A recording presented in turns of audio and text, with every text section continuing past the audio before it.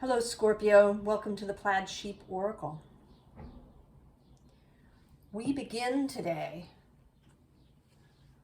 with this bushfires card. And it's not about fury. This is about bushfires as nature creates them. So, lightning strikes or similar things that cause a bushfire that will clear a space that needs it. Now this space that we have been in has been very intense. I know many people who report all kinds of things that have been very challenging in these last weeks because there's this whole mixture of energies. There was the first eclipse in March, and then the second eclipse, a total solar eclipse in April. There is the Jupiter-Uranus conjunction. And through this whole thing is the Mercury retrograde. I mean, he turned retrograde on April 1st and is actually turning direct today as I record this. But there's also that shadow period before and after when he's moving through that retrograde space, right? The first time he comes through, he stations retrograde, he goes back a second time, stations direct, and then comes through a third time. So that whole little section from about 15 Aries to about 28 Aries. So from the moment he kind of entered 15 Aries, and then until he completely exits 28 in May, I think May 9th, I think, is when he leaves that shadow space. That whole period can be involved. And I think he entered the shadow just before the first eclipse. So it's been very intense, and all of these things are connected to each other, and there's, there was a Sun square Pluto, and then at some point, Mercury is going to meet up with first Uranus and then Jupiter. After Jupiter leaves, they're going to meet up in Gemini, which will be a whole new space for Jupiter and is Mercury's home. And I think that all of this is the bushfire.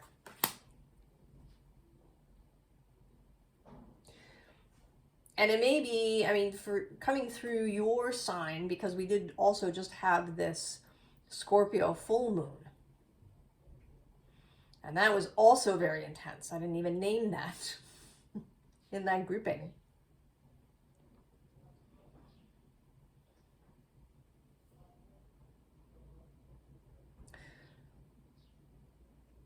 So the fires have been intense. But they clear, right? They clear stuff away that has been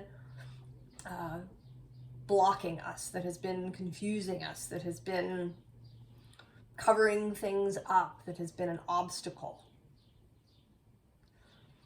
A friend of mine has been taking a study course in Kabbalah, and she was telling me that in this philosophy,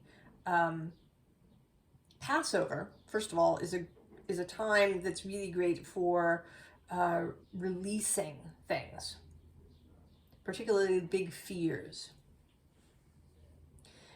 And the idea that some times in the year are energetically intense and significant, which is one of the reasons that we have all these holidays that are kind of piled up together from different cultures. So that's more intensity. But you, Scorpio, of course, are the master of intensity. And here we have the Seer of Water. Now the seers in this Sacred Web tarot deck sit in the position of the king, but they are, right, they're not kings. That's not their energy, right? The energy of the seer and the seer of emotion. But the King of Cups is your court card, Scorpio, showing up here. And then right below that is the source of water, which sits in the Queen position. And then we have Temperance and Justice. So I'm not really going to talk about that. Just keep them in mind.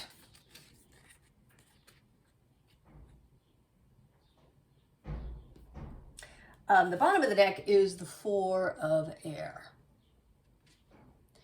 And this sense of movement. So there has been, even though it may feel like nothing's been happening, like things are stuck, like,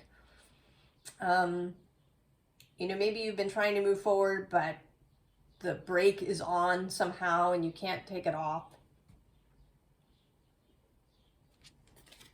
But there has been movement. And then we have this source of earth. And what this feels like with the seer of water and the source of earth is the planting of a seed. The planting of a seed at some point. And there are seeds of certain pine trees, and maybe others, but the pine trees are the ones I know about, that need fire in order to break open.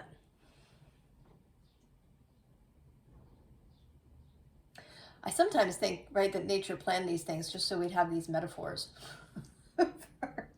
for our experience. That sometimes we need these intense times to be able to break out of the shell, to sprout. And then there's the Seven of Cups, which today is coming through as watering, right? Lots watering from all different kinds of sources. That we are watered. That your seed has been watered by many different, by different emotions, by different events, different people. And then with this Two of Fire, we have this, right, the growing within the seed. The growing within the seed. And the seer of earth who is holding all of this.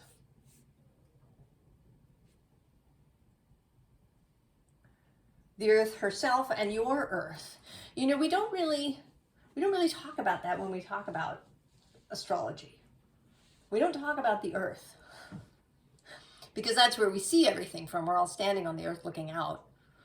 And that's our zodiac. But the earth is part of us. It is important. It is something to keep in mind.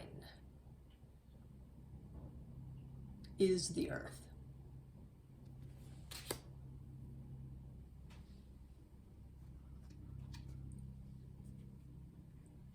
Now, the bottom of the next deck is this Ten of Earth. And there's a sense here, right, of waiting. If we say, I was thinking of this as a seed, but it could, right, also an egg, right, that you're waiting for it to crack open and sprout. So there is this, right, this sense of weightedness, both weightedness, but also heaviness. We can be glued to the past. Right, it didn't work in the past, or it didn't happen in the past. And so there can be doubt.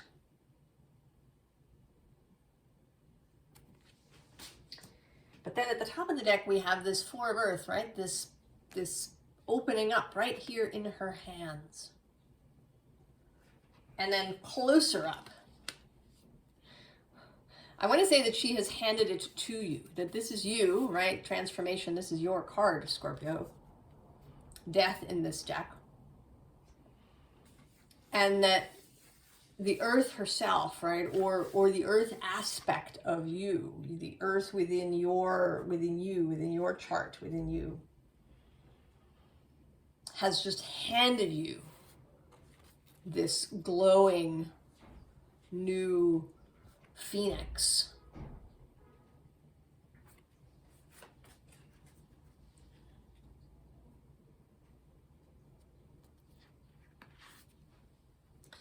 Now, there may be a period where this feels like it's not happening.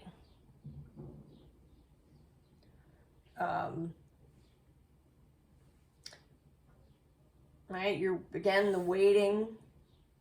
You know, perhaps memories of previous heartbreak or disappointment that come up during this waiting. Right? I sort of see this figure pacing back and forth. And then it's almost like, I don't know, like a bell rings or these birds start calling, but something happens and you stop your pacing and look up.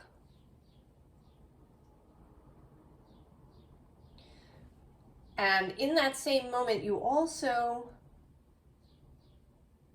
it's not just that you see what is coming, but that you manage to, and maybe it's actually that you manage to do this first. That before you can hear this bell, you come into this Queen of Earth energy. This energy of knowing that all is well, of trust,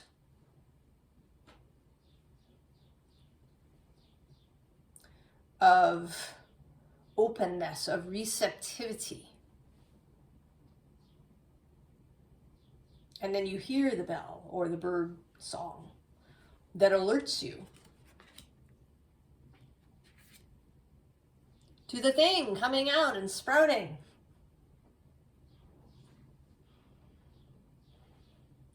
And it's beautiful and amazing.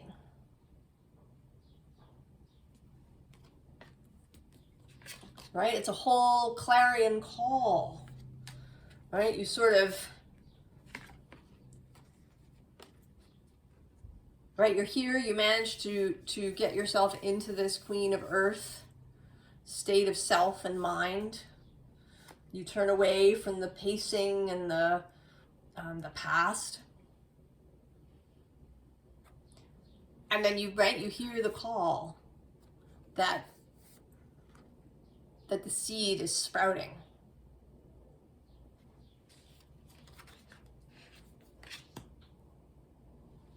So now what? Well, we have weaving flowers. So although this is a new moment, and the Fool is certainly here, the sense of a great new adventure. The key is not to rush. The key is to take your time. To savor this moment. Right, at the bottom of the deck we have this elixir of life, this woman inhaling the rose fragrance. So savor this moment.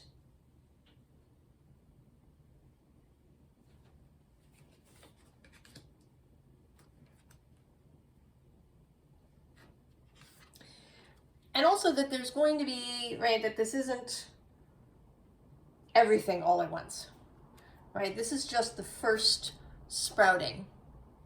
and that more information is going to be forthcoming.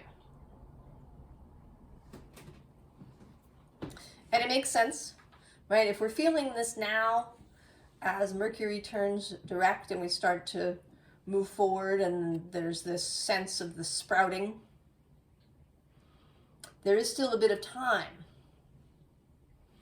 before things, are completely revealed.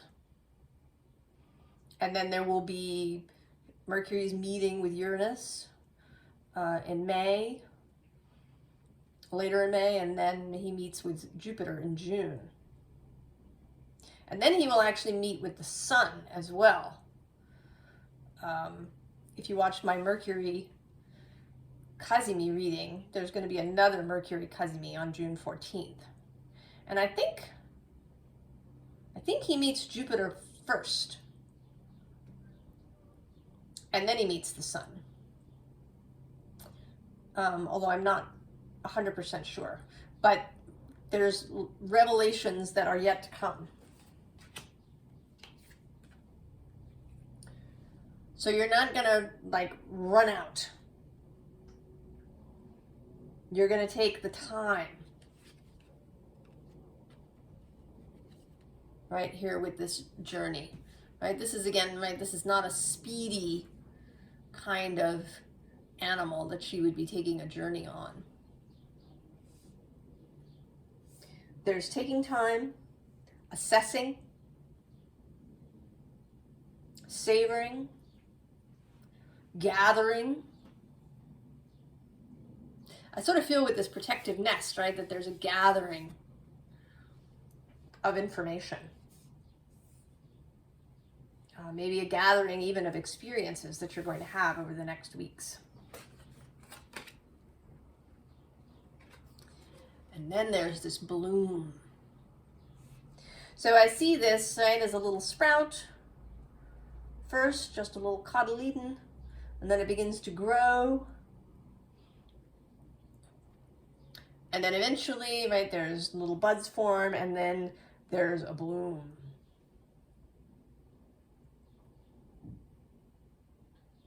So something will come to a culmination, a kind of acme of, right, the pinnacle, which is the full moon, right, the blooming. I mean, it may be that, astrologically we're going to have the Taurus new moon coming up in May, early May, and then there will be a Sagittarius full moon later in May.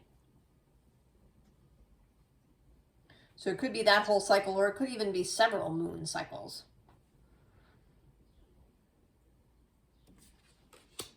Before we reach this blooming. So here we have the corpse showing up for you with the Knight of Swords on the bottom. Right? Insight, revelation, new information, perhaps helping to create the corpse at last. Because then under the corpse we have the Ace of Cups.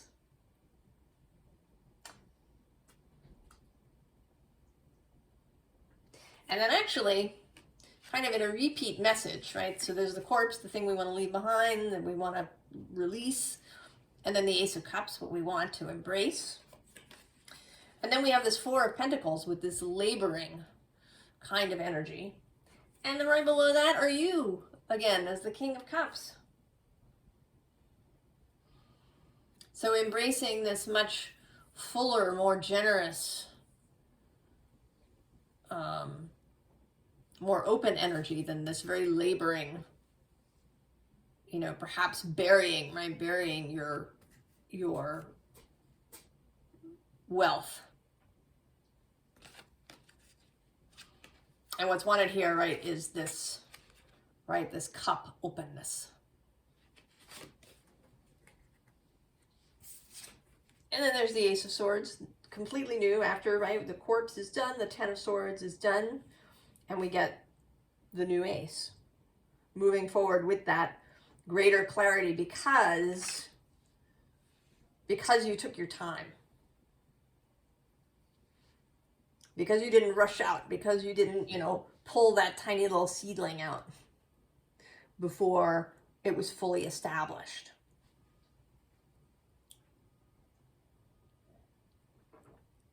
And I totally see why you might do it. Because you've been waiting all this time. It's, felt so long. But you take the time. And then when you get in your chariot, your horses will be lined up.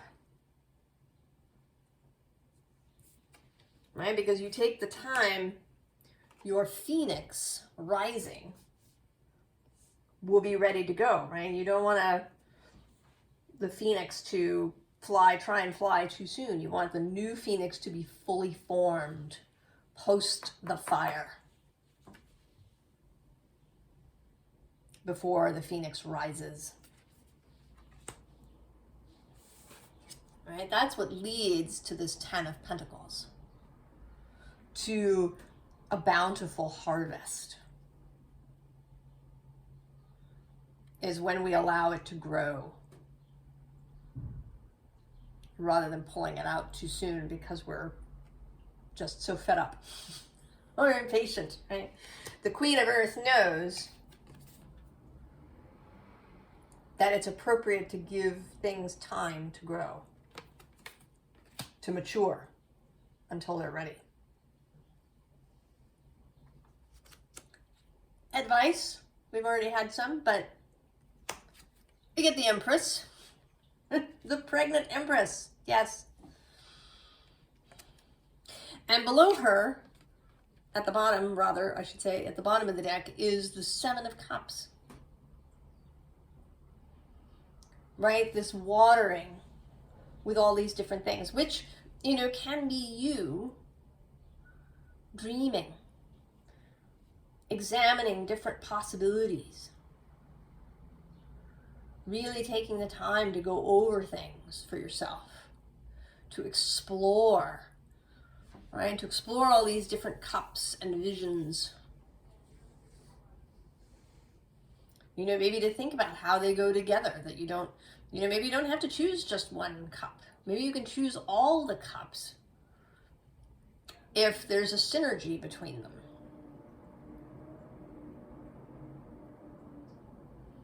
Or if you just take a sip, pour a little bit out from each one.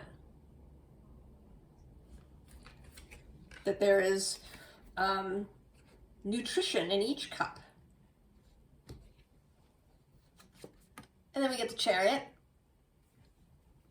right? Moving forward here very much together. Straight ahead. And then the Tower, which is also associated with Scorpio, Mars and Scorpio. And the Wheel of Fortune, associated with Jupiter. Oh, look, I didn't even see this until now. The World. Earth, in particular, showing up here again. Right? The Earth, your Earth, the Earth within you.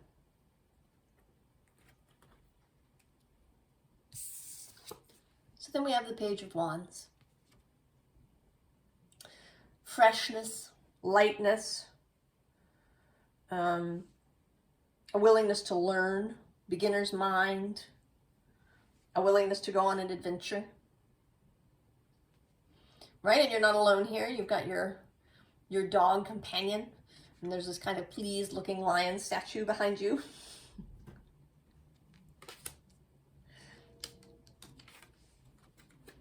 And then the Two of Cups. Really loving this whole experience. Just the whole experience of it, savoring it. Allowing yourself to love all the parts. even what seems like waiting. Right? It's like savoring a new meeting with somebody. You know, taking time to get to know somebody. Right? In a romantic way, as the Two of Cups, right? That you meet somebody and you take time, you go on some dates. You don't have sex right out of the door. You savor all of the getting to know, right? You don't hand them a giant questionnaire so that, you're going to know everything about them at the end of the first date. You're going to take time for things to unfold. And then repeating now, coming back at the beginning and now at the end. Temperance and justice. So both moderation and this sense of, I don't want to call it balance. I've been saying that I don't really like the word balance. Maybe because it's overused, perhaps. But I want to say relationship, that in fact, both of these cards are actually about your relationship with other things or people, right? The Temperance gives you moderation, right? So you don't go off half-cocked. That you don't eat the entire bag of cookies at one go. That you don't, just inhale something without even tasting it. That you are moderate with it. And then justice is this sense to me that we are not alone, right? That we live in relationship to others so that we care about the experience of others, right? We want to be in right relationship with others. Right? That to me is what justice is about.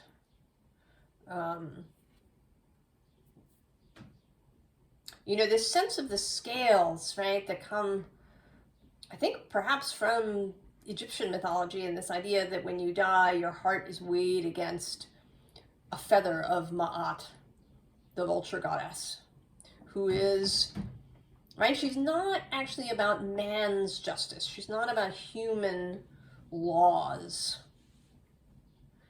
She's about natural justice, so natural ways, natural relationship. So being, right, if your heart is as light as Ma'at's feather, then you are in right relationship. Right? That you know when to give and when to receive. When to move and when to hold back with someone, right, in a relationship. Both how to speak and how to listen. My favorite definition of love, of like loving someone, is taking that person as a part of yourself so that their best interest is equal and just as important to you as your best interest. Right? And that, to me, is justice. And I think that's why Venus, right? Why Venus is associated with Libra, right? Because it's about love. It's not, Saturn is exalted there. And he is more about, rules. But it is ultimately Venus's house. She welcomes him. But she would like for his laws to be based in love, in value, in knowing worthiness.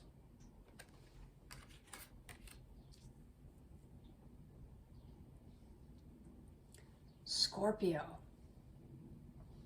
I think something beautiful, right? Something really beautiful is going to bloom for you. Give it time to grow. Nurture it. And savor all of the process. I wish you the very, very best, Scorpio. And I will see you next time. So long.